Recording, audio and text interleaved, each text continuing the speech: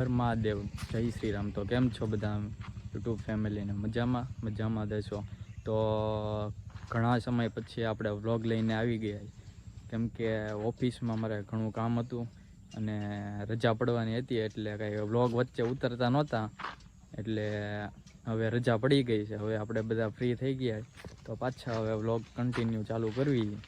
તો અત્યારે અમે ગામડે એવું આવી ગયો અને બધા હવે ભાઈઓ અમે બહાર નીકળ્યા છીએ। તો અત્યારે વચ્ચે તો કાંઈ વ્લોગ ચાલુ ન થયો, તો હવે અહીંયા આપણે વડલીમાં જે સણોસરા અને ઈશ્વરિયાની વચ્ચે જે મેલડીમાનું મંદિર આવેલું છે, વડલીમાં કહેવાય, ત્યાં અમે અત્યારે આવ્યા છીએ। તો હું તમને અંદર જઈને દર્શન કરાવું। અત્યારે જો બહાર ઊભો છું મંદિરની બહાર, આવું કંઈક મંદિર છે અને આપણે આ ગાડી છે, આપણી ગાડી અહીંયા પડી છે, આવું એક મંદિર છે, ઘણું મોટું થઈ ગયું ને આ બધા અહીંયા હાથ ધોવે।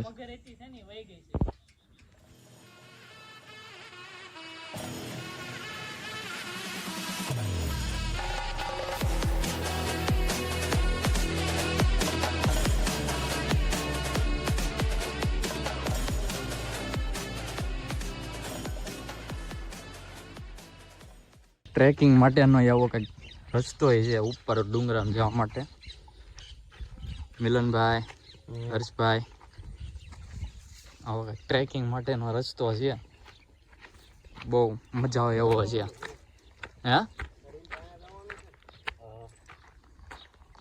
આવું કંઈક છે નજારો। અહીંયા ચોમાસામાં બહુ હરિયાળી ટાઈપનું હોય, બહુ મજા આવે એવું હોય।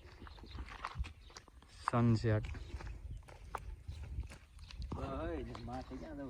અહીંયા બધા છે, આવું બધું ફોટાશૂટ માટેની એક નંબરની જગ્યા। જો ડુંગરા વચ્ચે આ મંદિર આવેલું છે।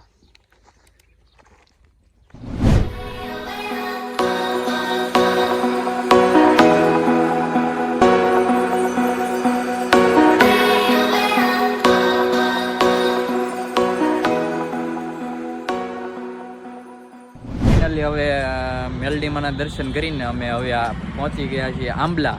તો આંબલા આપણે છે વાંક્ય હનુમાન, જે હનુમાન બહુ મોટો જબ્બર આશ્રમ છે, આ પણ ડુંગરામાં જ આવેલો છે। તો અત્યારે અમે આ ગેટ પાસે ઊભા છીએ, જો વાંક્ય હનુમાનજી આશ્રમ છે, અને અહીંયા ગેટેથી 3-4 કિલોમીટર જેટલું અંદર છે આશ્રમ, અને ડુંગરામાં છે। તો બહુ મોટો જબ્બર અહીંયા આશ્રમ છે ડુંગરાની વચ્ચે, અને પ્રકૃતિના ખો આપણે છે। તો આપણે અંદર જઈને તમને બધું દર્શન કરાવું હનુમાનજીના એના। તો બી કન્ટિન્યુ વ્લોગમાં જોડાઈ રહેજો।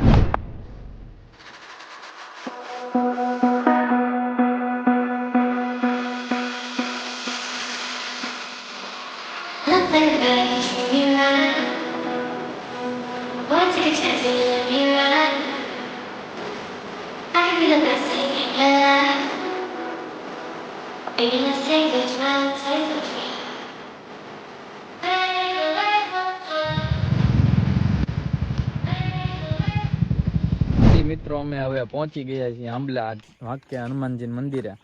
તો તમને દર્શન કરાવી। આવું કંઈક મિલનભાઈ, ઉત્તમભાઈ, હર્ષભાઈ, રવિભાઈ ને આવું કંઈક મંદિર છે અત્યારે, અને આવી જગ્યા છે, મોટો આશ્રમ જો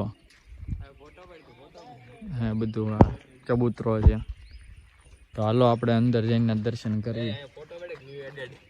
હે ઓ ન્યુ એડેડ, અચ્છા તમે એ લઈને આવ્યા છો?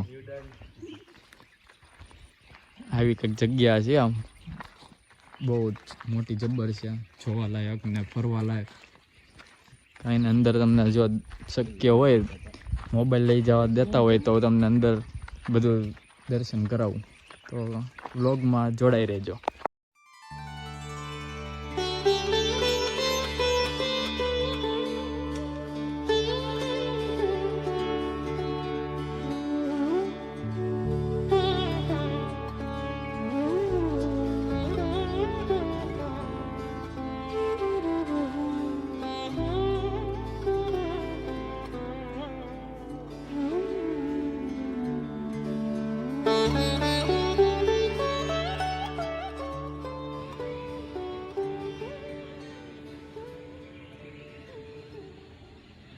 સરસ મજાની કોતરણી છે, અને આ સંત શ્રી રામકિશોરદાસ બાપાની સમાધિ અહીંયા છે.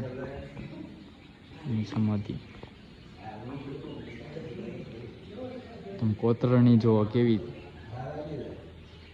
સુંદર મજાની છે. સંત શ્રી હનુમાનદાસ બાપા એમની સમાધિ અહીંયા છે. અને આશ્રમ છે. જોત જગતી છે. સુંદર મજાનો આશ્રમ છે. નારિયેળ છે, આંબો છે.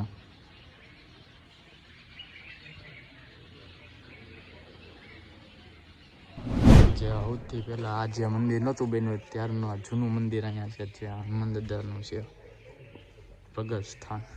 વાક્ય હનુમાન છે બાપુ.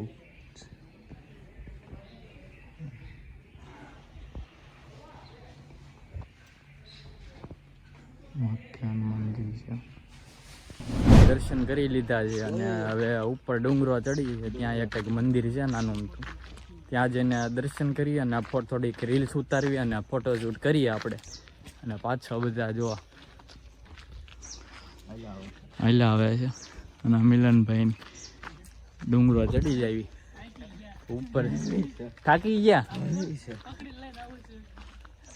હવે એવું. સનસેટ થઈ ગયો લાગે. સનસેટ હવે ફોટા ને એવું કર્યું. આયા કંઈક જો મંદિર જો મોરલો રહ્યો અહીંયા છે. આવું એક મંદિર છે. તો હાલો અંદર જઈને આપણે ફોટાને ઉપર હિંમત કરે છે. બે ઢેલું છે. આ બધી આશ્રમની જ જગ્યા છે.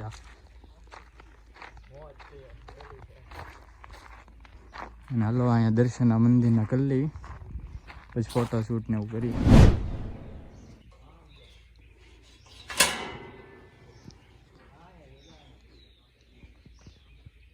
શ્રી રામ સંત શ્રી રામકિશોરદાસ બાપુના ચરણ પાદુકા અહીંયા છે.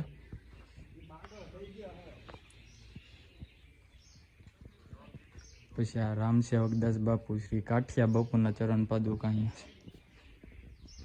અને આ કાવયદાસ છે બાપુનો જે સાથે રહેતો હોય કૂતરો, પણ એની સમાધિ પણ અહીંયા કરવામાં આવી છે, જેનું નામ કાવયદાસ છે.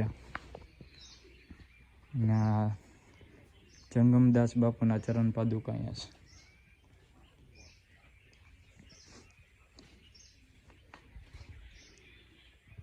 આવો કંઈક આવડે બાપુનો આશ્રમ છે.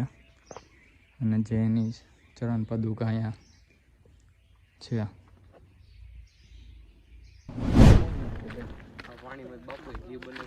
હા, અહીંયા ધોધ પડે છે કંઈક પાણીમાંથી કંઈક બાપુએ ઘી બનાવ્યું હતું એવું કંઈક છે રહસ્ય. તો આપણે જાવી નીચે. આપણને એ ઝરણા ટાઈપનું છે, ઝરણું જાય છે ત્યાં નીચે. હવે ઢાળ ઉતરી જાય આપણે નીચે છે. બધા જો દર્શન કરવા આવે જ છે અહીંયા.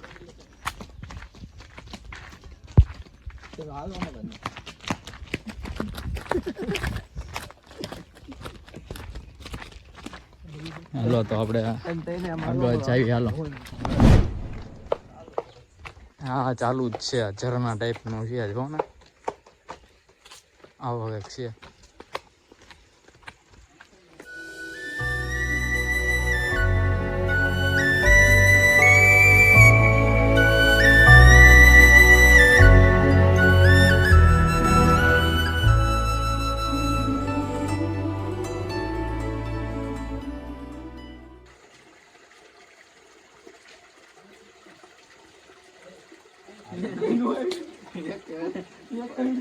પોપટ થઈ ગયો, એકે નથી આવતી.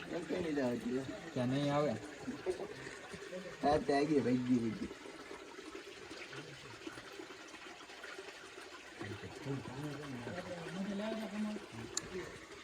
आपको कैसा लग रहा है? आपके पास एक भी मच्छी नहीं आ रही है. बहुत अच्छा. हमड़े आएगी जो देखो. ए खा कर माने એટલે પાણી આવે છે અમુક ને. ઓકે અમુક ખાઈ જાય જા. મને તો લાગતું કે આવશે.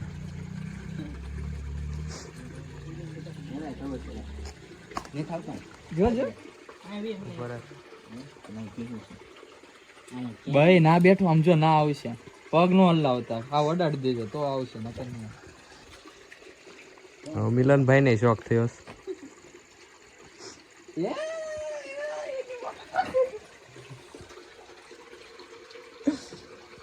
કેવા આમ જો એની માં જીવડી ઓડાડે છે એવું.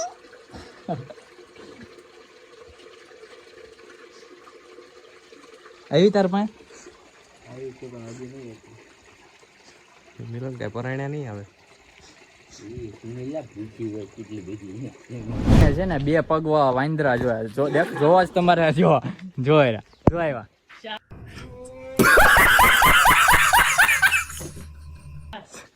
જો એક ભાઈ જો કૂદકા મારીને બેઠું જો ભાઈ એ જો બે પગવા